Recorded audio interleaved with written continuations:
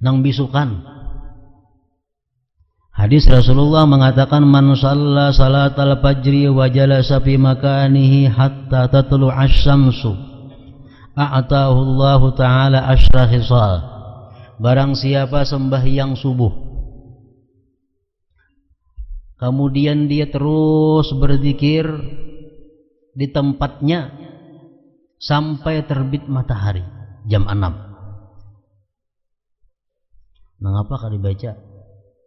Imam Ghazali membagi dalam kitabnya, hendaknya membaca Quran ada, membaca salawat ada, zikir ada, istighfar ada, sampai jam 6.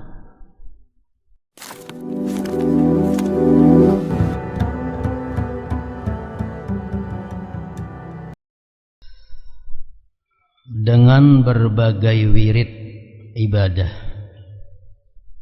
makmurkanlah, hidupkanlah umurmu yang fana dan juga waktu yang cepat berlalu.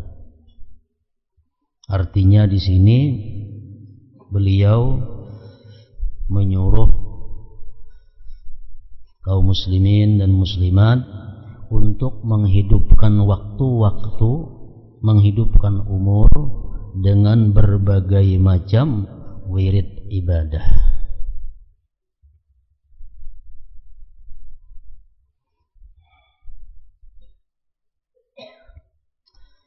Umur yang diberi berkat oleh Allah Subhanahu wa taala itu ialah umur yang dimanfaatkan untuk ibadah kepada Allah. Itu ngarannya adalah umur yang diberkati. Sedangkan umur yang tidak diberkati itu ialah umur yang tersia-sia, waktu yang terbuang-buang untuk hal-hal yang kada ada manfaatnya, apalagi waktu atau umur digunakan untuk maksiat kepada Allah Subhanahu wa taala. Nah, ini umur yang tidak diberkati oleh Allah Subhanahu wa taala.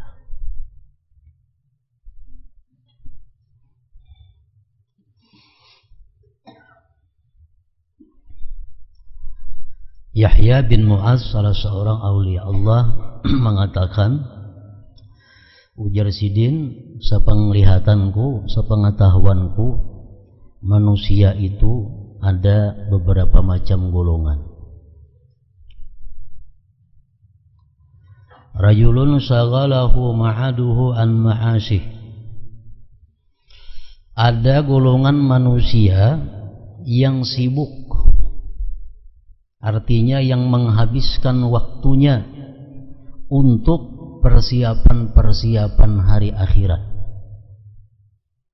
sehingga dia tidak sempat lagi mengurusi urusan-urusan yang sifatnya adalah duniawi.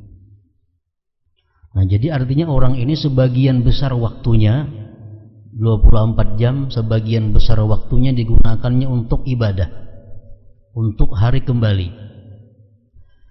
Maka jasidin fahum minal faizin, maka mereka itu adalah orang-orang yang beruntung. Itu orang yang beruntung. Ada lagi kaumun syaghalahum ma'ashuhu an ma'adih. Ada lagi golongan manusia yang disibukkan oleh urusan kehidupannya sehingga melalaikan daripada urusan hari kembalinya. Artinya ada manusia-manusia yang menghabiskan waktunya dalam sehari semalam ini, menghabiskan umurnya untuk urusan-urusan kehidupan duniawi. Ya, waktunya, pikirannya, umurnya tercurah untuk itu, sehingga kada sempat lagi inya mengerjakan ibadah amaliyah untuk persiapan hari kembali.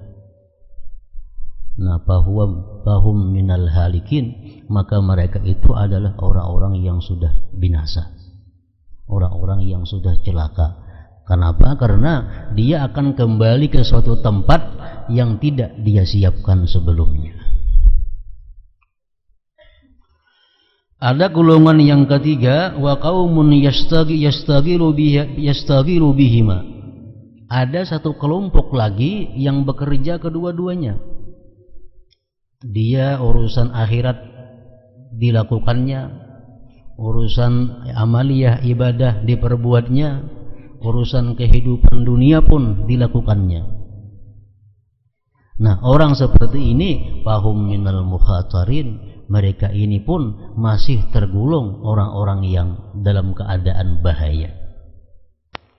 Masih dalam keadaan bahaya.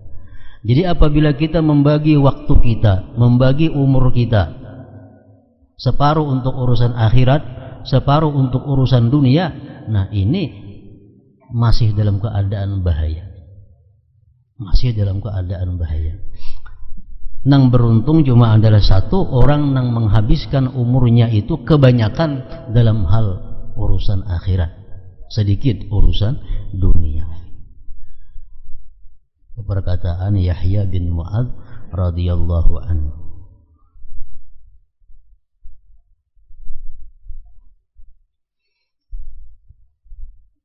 Para ahli tafsir mengatakan bahwa setiap manusia yang berhadapan dengan malaikat maut itu pasti manusia ini minta timbu. Pasti manusia ini minta diberi sedikit lagi umur.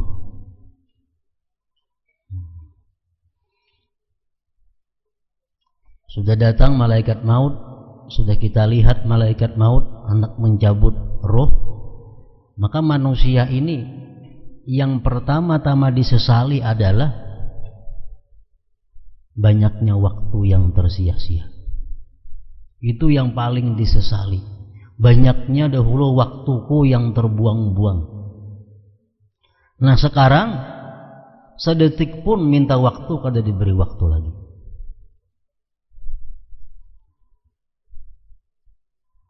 Laula akhartani ila ajalin qarib fa asaddaqa wa akum minas salihin.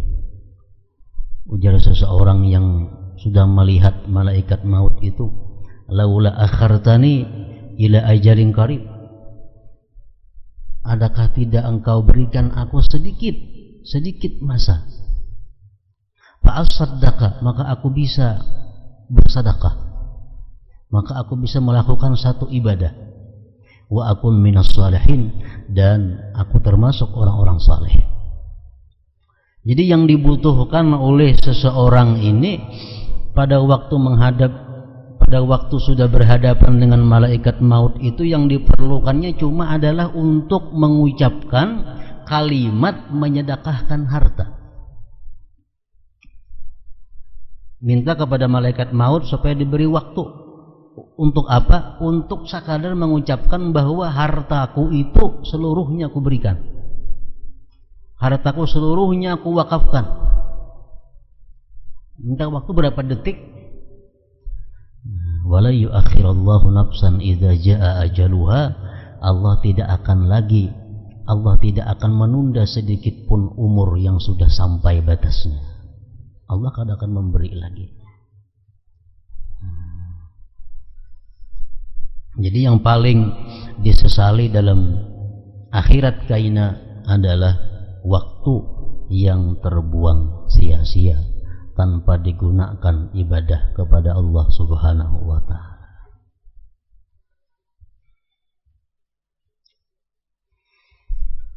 Dalam bait di atas, Sayyid Abdullah bin Alawi Al-Haddad rahimahullahu ta'ala mewasiatkan agar manusia memanfaatkan umur dan waktu yang berlalu dengan cepat, membawanya menuju tanah airnya, yaitu negeri akhirat.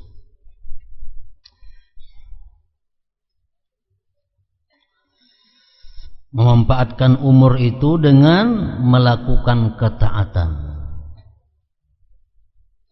amal saleh.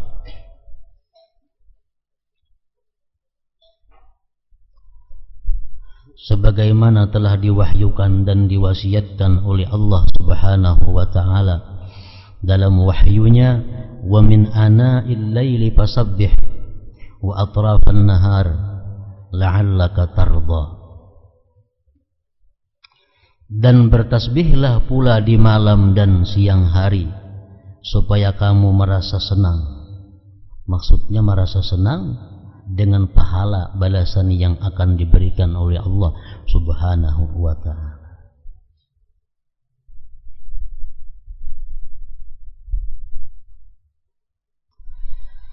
Sepanjang malam dan siang hari merupakan umur. Sebab umur adalah saat dan waktu yang telah berlalu. Itu ngarannya umur.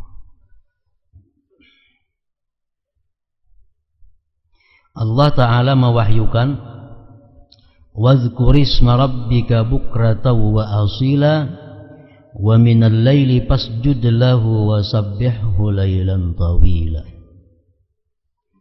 Dan sebutlah nama Tuhanmu di waktu pagi dan petang, dan pada sebagian dari waktu malam sujudlah kepadanya, dan bertasbihlah kepadanya pada bagian yang panjang di malam hari. Rasulullah sallallahu alaihi wasallam mengatakan, ujar Nabi kita, "Wala yushaddad dina ahadun illa ghalabahu." Tidak ada yang menentang akan agama ini, melainkan agama itu pasti mengalahkan dia. Maksudnya, kalau kita hendak mengamalkan semua amalan-amalan yang disuruh oleh agama, pasti kita kewalahan. Pasti kita kewalahan. Kenapa? Karena dari subuh sampai ke subuh berikutnya itu ada amalan-amalan yang mesti dilakukan. Ada wirid-wirid yang dianjurkan untuk membacanya. Nah, jadi kalau kita hendak mengamalkan seluruh anjuran-anjuran agama ini, kita dikalahkan oleh agama. Kita kada mampu.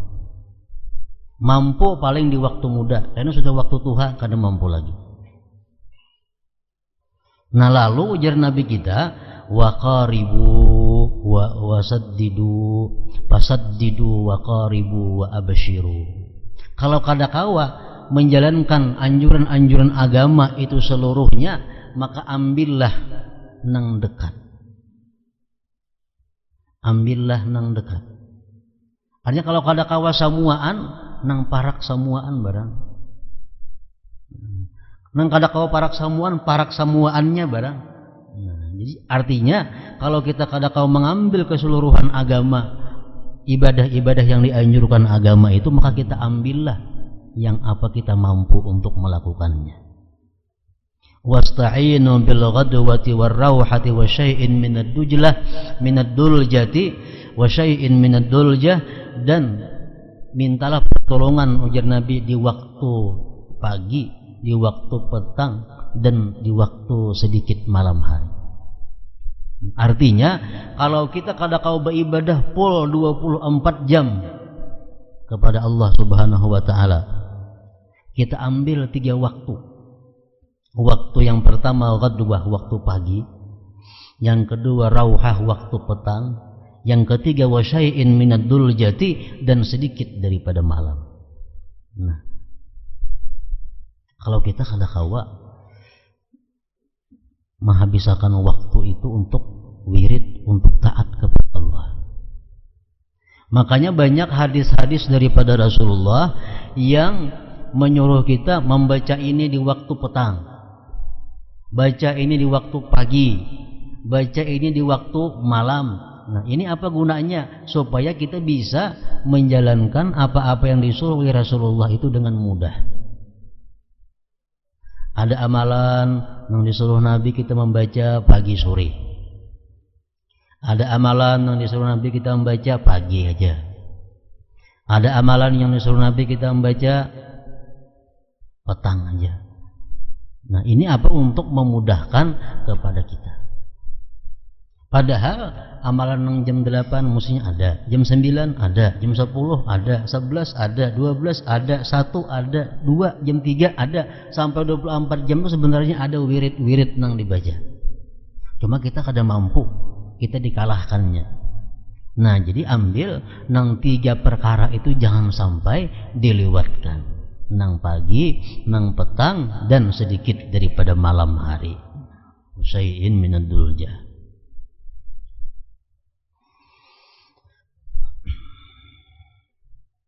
Ada hadis Rasulullah yang artinya barang siapa, ujar Nabi kita, membaca a'udzubillahi samiil alim minasyaitonir rajim di awal ratibul atas tuh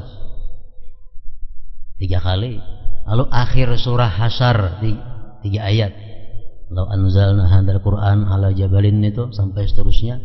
Barang siapa, ujar Nabi, membaca itu di waktu pagi, maka Allah menyerahkan kepadanya 70 malaikat, 70.000 malaikat.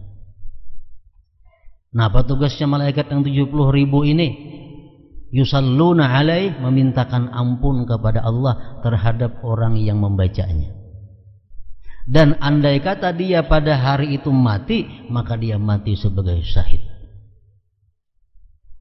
Nah, apabila dia di petang hari membaca demikian halnya, nah, untuk malamnya pun berlaku seperti yang siang tadi juga.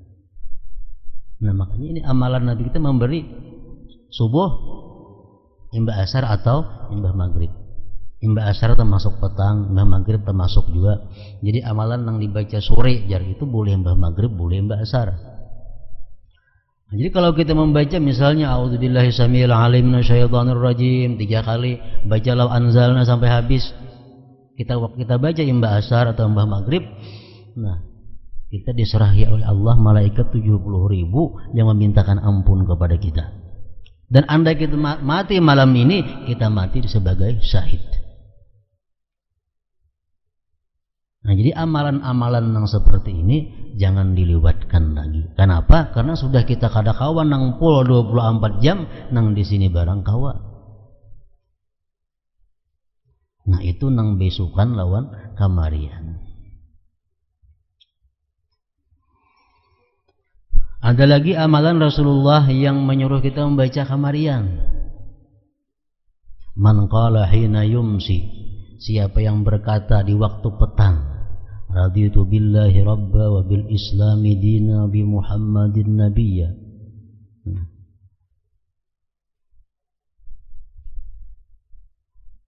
Pastilah Allah Subhanahu wa taala akan memberikan keridhaan kepadanya. Karena haqqan 'ala Allah ayyurdiyahu. Pasti Allah akan meridai orang tersebut. Kalau kita kamarian baca baik imbah asar atau imbah maghrib, raditu billahi rabba wa bil islami dina wa bi Muhammadin nabiyya, Allah meridai akan dia. Nah, ini nang di kamarian. Nang bisukan, hadis Rasulullah mengatakan man shalla salatal fajri wa jalasa fi makanihi hatta tatlu asy-syamsu a'tahu Allah taala asyra khisal. Barang siapa sembahyang subuh kemudian dia terus berzikir di tempatnya sampai terbit matahari jam 6. Mengapa kalau dibaca? Imam Ghazali membagi dalam kitabnya, hendaknya membaca Quran ada, membaca salawat ada, zikir ada, istighfar ada, sampai jam 6.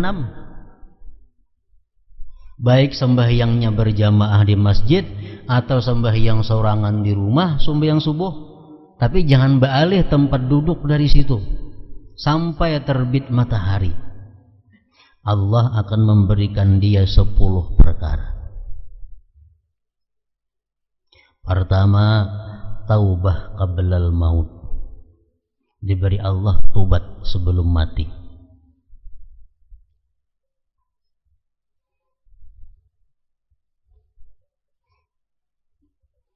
Wasaniha, yang kedua, ujar Nabi kita, barakatum bi rizqih, barakah pada rezekinya. Rezeki yang berkah ini rezeki yang menolong kita untuk ibadah. Rezeki yang berkah itu rezeki yang membawa kita kepada taat lawan Allah.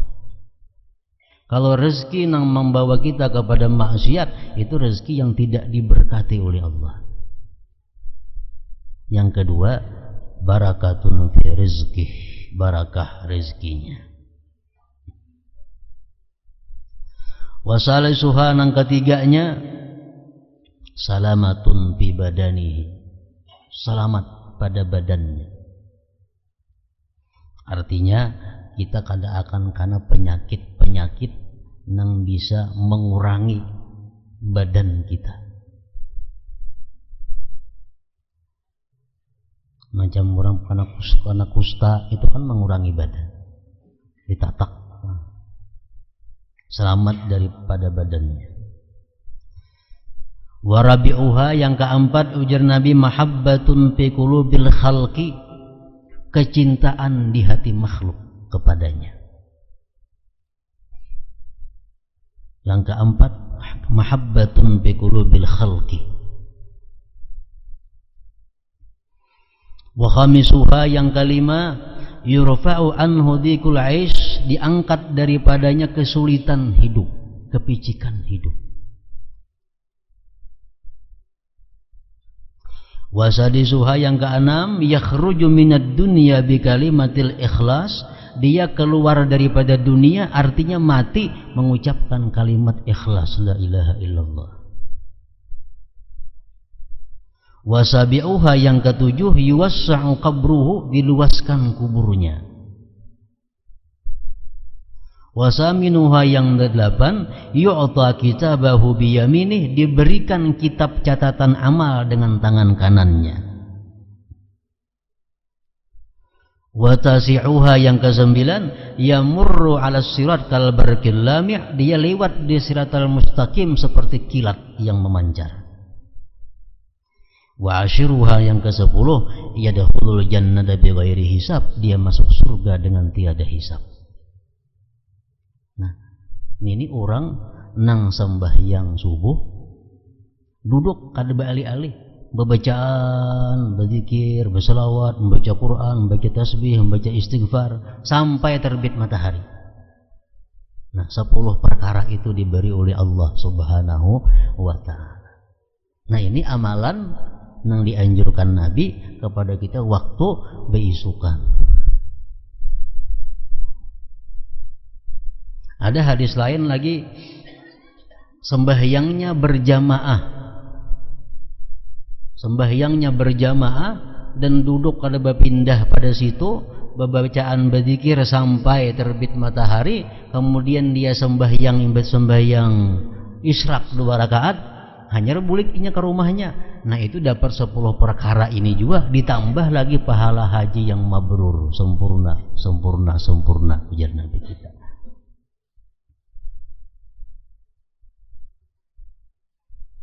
Nah, jadi kalau kita kawa menghidupkan waktu kita, umpamanya bisukan kayak ini tadi, kamarian itu kita imbah maghrib, waktu kita berisi sampai ke isya, nah kayaknya ada di tengah malam sedikit, nah itu sudah kita termasuk orang yang memakmurkan waktunya, Jadi subuh sampai terbit matahari, imbah maghrib sampai isya ba'amaliyah, kayaknya di tengah malam ada sedikit waktu disediakan, sudah termasuk ujar Nabi tadi, wasta'inu bil ghadwati war rauha wa syai'in minad duljati.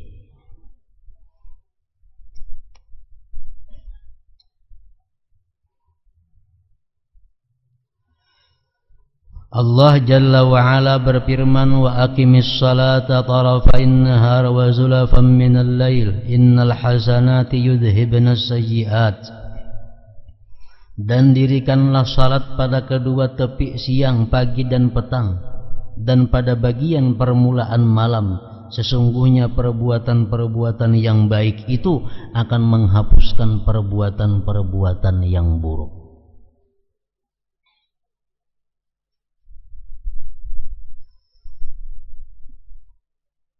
Ini wa aqimis shalah tarafain nahar wa zulafan minal lail adalah sembahyang 5 waktu maksudnya. Sembahyang subuh, zuhur, asar, maghrib, isya. Kita sembahyang yang 5 waktu itu adalah menghapuskan perbuatan-perbuatan yang buruk yang kita lakukan di sela-selanya, di tengah-tengahnya.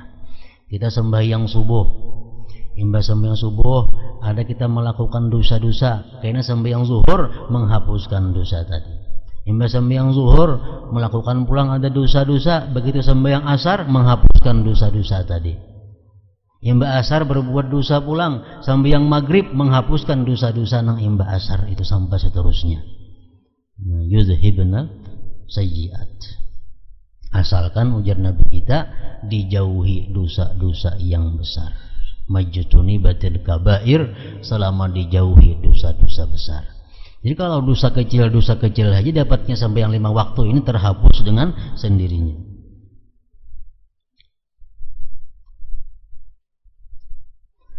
Menghapuskan perbuatan-perbuatan yang buruk. Amman huwa qanitun ana al-laili sajidan wa qa'ima yahdharul akhirata wa yarju rahmata rabbih qul hal yastawi alladhina ya'lamuna walladzina la ya'lamun. Apakah kalian wahai orang-orang musyrik yang lebih beruntung, ataukah orang yang beribadah di waktu malam dengan sujud berdiri sedang ia takut akan siksa akhirat dan mengharap rahmat Tuhannya? Katakanlah, apakah sama orang-orang yang mengetahui dengan orang-orang yang tidak mengetahui? Ini ayat adalah menganjurkan kepada kita untuk sembahyang di malam hari.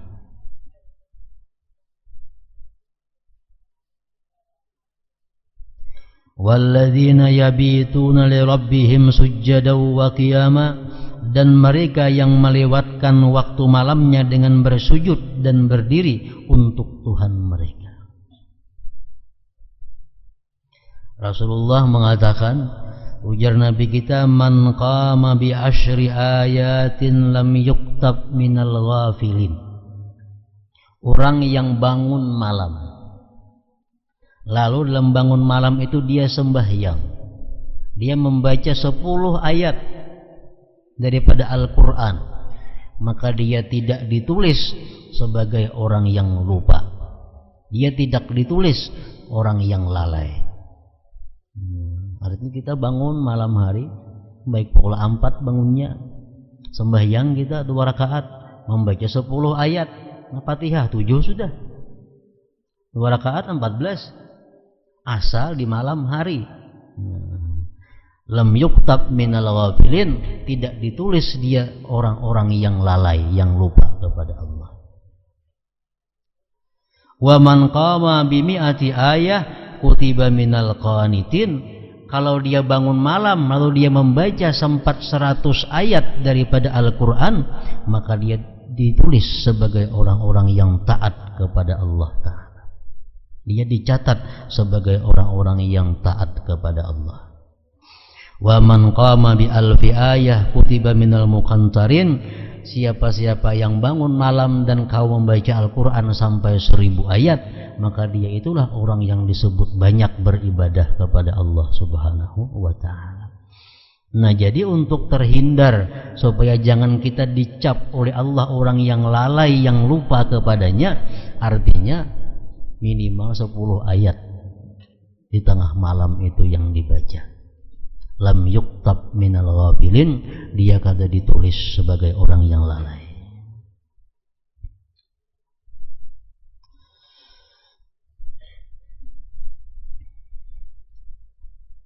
Wala tatrudil ladzina yad'una rabbahum bil ghadati wal 'ashi. Dan janganlah kamu usir orang-orang yang menyeru Tuhannya di waktu pagi dan petang hari. Orang-orang yang beribadah kepada Allah, orang-orang yang berwirid pagi dan petang, itu dimuliakan oleh Allah. Dan Rasulullah pun dilarang oleh Allah untuk menjauhkan mereka itu. Dalam tafsir-tafsir disebutkan seperti Al-Qurtubi menyebutkan dalam tafsirnya, ini ayat di Mekah. Di Mekah itu orang-orang yang masuk Islam adalah orang-orang yang du'afa. Yang masuk Islam di Mekah itu orang-orang yang lemah, yang fakir, yang miskin, budak, hamba. Nah, mereka ini selalu berada di sekitar Rasulullah. Di sekitar Rasulullah. Sedangkan nang kafir-kafir ini orang nang kaya-kaya, orang nang berpangkat-pangkat tuh kafir. Nah, mereka kada hakun baparak Nabi, nang kaya-kaya, nang kafir-kafir nih. Kenapa? Karena di sekeliling Nabi itu orang-orang nang fakir miskin. Lalu mereka mengusul kepada Rasulullah, wahai Muhammad, kami hakun bakawan lawan ikam, kami hakun dekat lawan ikam, asalkan dulu ikam jauhkan orang-orang fakir itu dari sisi engkau. Allah menurunkan ayat, jangan hai Muhammad, jangan turuti kemauan mereka itu. Wala tatrudil ladzina yad'una rabbahum bil ghadati wal 'ashyi. Jangan kau usir mereka-mereka yang beribadah kepada Allah di waktu pagi dan petang. Artinya orang yang beribadah di waktu pagi dan petang sudah dapat kehormatan daripada Allah Subhanahu wa ta'ala. Apalagi tambahan daripada pagi dan petang itu.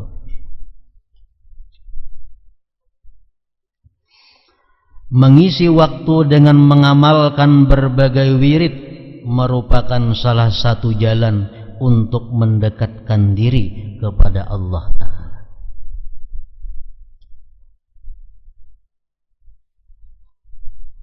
Wirid, menurut sebagian ulama, wirid itu artinya amal ibadah, sesuatu yang kita lazimkan hari-hari. Itu artinya wirid kita.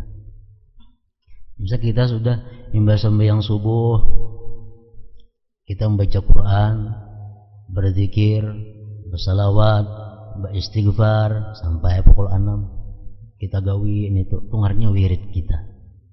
Itu sudah ngarannya wirid.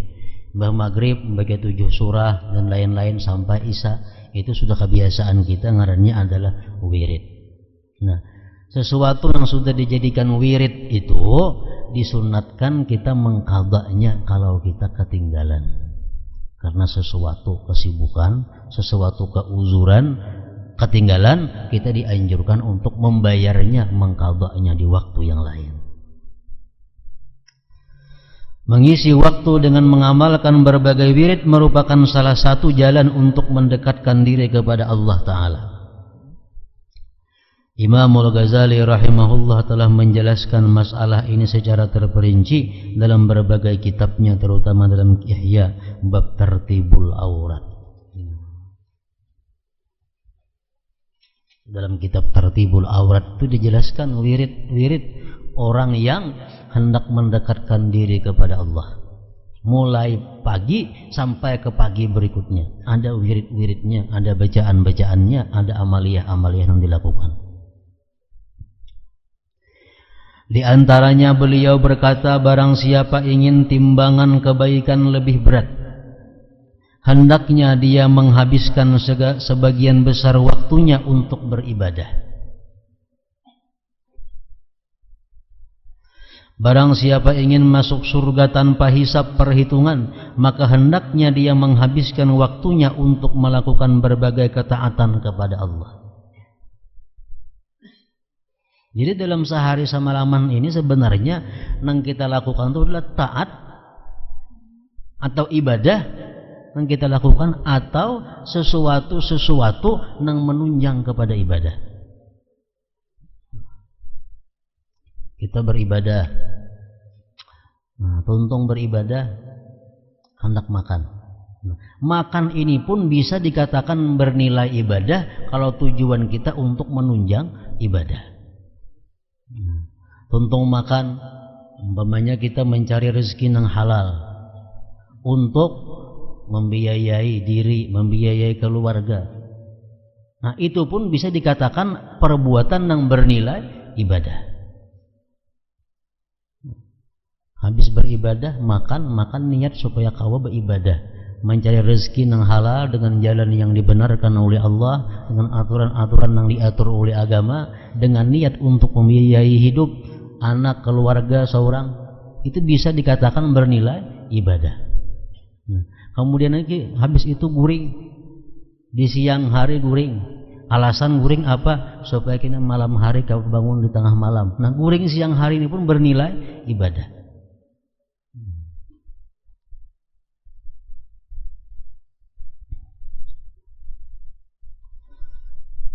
Hendaknya dia menghabiskan sebagian besar waktunya untuk beribadah. Barang siapa ingin masuk surga tanpa hisab perhitungan, maka hendaknya dia menghabiskan waktunya untuk melakukan berbagai ketaatan kepada Allah Subhanahu wa taala. Nah, macam bini-bini sembahyang subuh. Untung sembahyang subuh gana di bahasa hafal. Sampai kayaknya pukul 6. Nah, semacam tadi gawe. Bila bini-bini ini dapat melaksanakan macam itu, dapat 10 perkara daripada Allah tadi sudah. Tobat sebelum matinya, berkah rezekinya, semuaan tadi 10 macam. Nah, tuntungan itu karena bini-bini apa digawe? Menyempurnakan ini, menyempurnakan itu. Kalau niatnya ini adalah kebaikan, bernilai ibadah. Karena memasakkan nasi, menyangkakan iwak, sagan laki, sagan anak-anak sekolah. Asalkan niatnya baik untuk itu, nilainya adalah ibadah. Batatapas, napasakan baju ini, baju itu, untuk anak, untuk semuaan, niatnya baik bernilai ibadah. Karena kauyuhan taguringan, niatnya baik nilainya adalah ibadah. Jadi kawah aja seharian itu kita menggawi ibadah dan sesuatu nang mubah tapi nilainya adalah ibadah.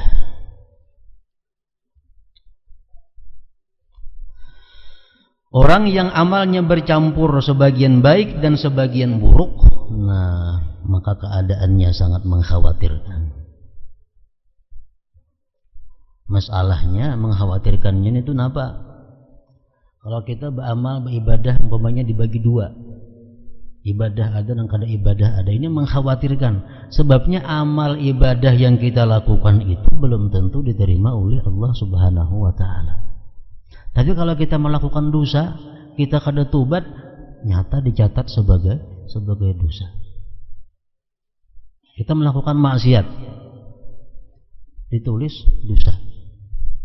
Kalau kita tobat, amun diterima Allah tobatnya, ya dihapus berusia kada diterima. Makanya itu dalam bahaya, mengkhawatirkan.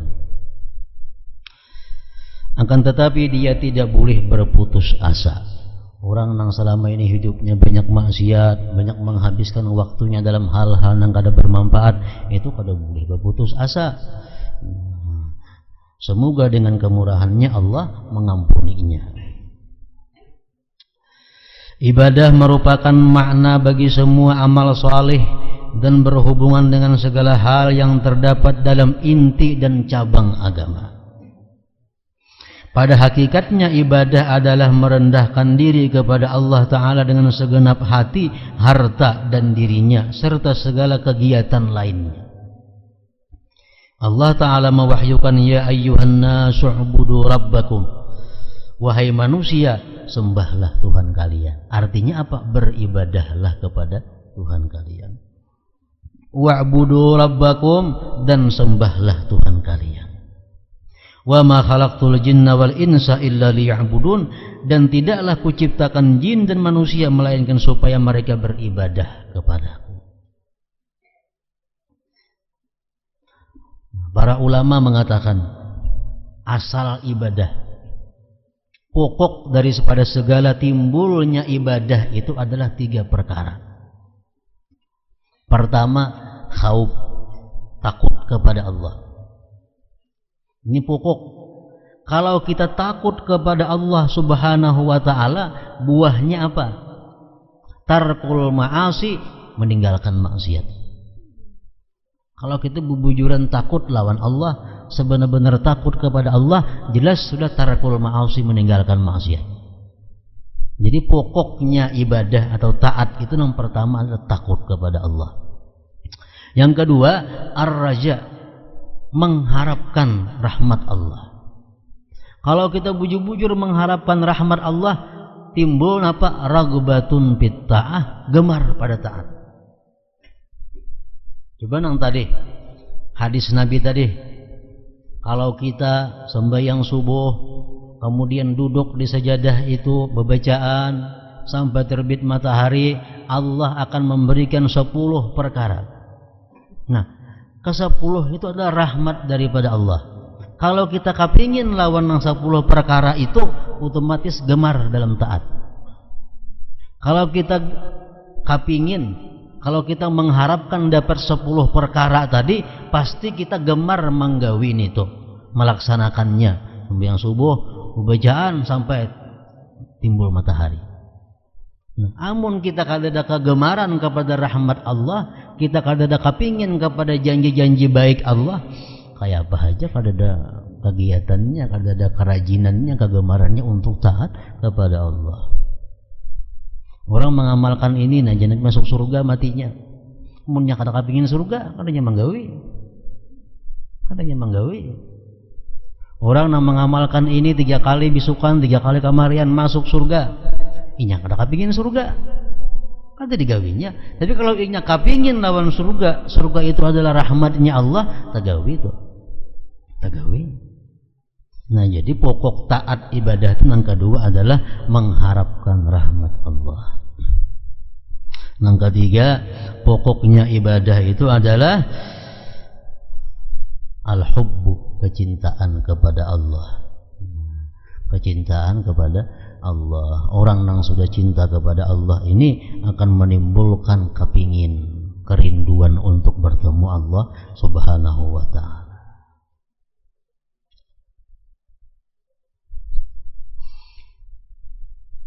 Sebagaimana ujar ba'du salaf tadi mengatakan, asal taat tadi ada 3, asal pokok maksiat pun ada 3.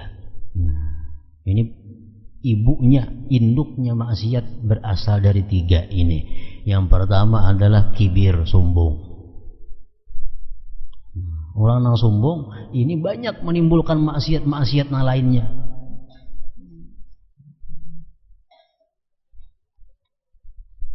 Yang kedua, al-hirs, tamak. Sifat tamak ini banyak menimbulkan maksiat. Mau mencuntan, tamak. Mau mengurangi takaran timbangan ukuran, tamak asalnya. Mau mengangkat pun orang, tamak asalnya. Nah, dari tamak ini saling banyakkan dosa-dosa di bawahnya. Yang ketiga, al-hasad, iri dengki. Orang yang iri dengki mau membunuh, menggibah itu sudahnya, membunuh mau, macam Kabil lawan Habil. Nah, jadi 3 perkara itu pokok maksiat. Kalau kita kawa, kada ada sombong, kada ada tamak, kada ada iri dengki, selamat sudah. Maksiat yang lain umpat kada ada juga. Wa ma umiru illa liya'budullaha mukhlishina lahuddin. Padahal mereka tidak diperintahkan melainkan supaya menyembah Allah dengan mengikhlaskan ibadah kepadanya Allah. Wa'budullaha wa la tusyriku bihi syai'a. Sembahlah Allah dan janganlah kalian mempersekutukannya dengan sesuatu apapun. Innal ladzina yastakbiruna an ibadati, sesungguhnya orang-orang yang menyombongkan diri daripada menyembahku. Al-ayat. Orang yang mencurahkan dirinya untuk beribadah dan melakukan ibadah tersebut dengan senang hati tanpa memaksakan diri disebut sebagai abid. Abdun, hamba. Ini beribadah kepada Allah dengan senang hati, kada dengan terpaksa. Nah, ini disebut ngarannya adalah abdun, hamba. Sedangkan orang yang memaksakan diri dalam beribadah disebut muta'abbid. Orang yang melatih dirinya dengan susah payah agar bisa beribadah, itu ngarannya adalah muta'abbid. Dan seseorang itu kada bisa langsung menjadi abid kalau sebelumnya dulu muta'abbid. Maka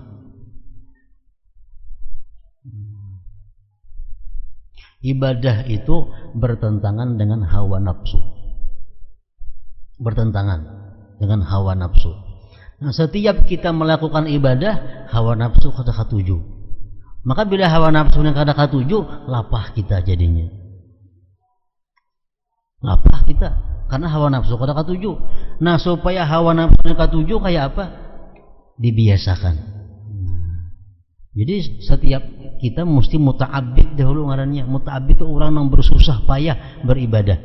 Kalau sudah kita terbiasa, hanya jadi abdul dengan senang hati beribadah kepada Allah.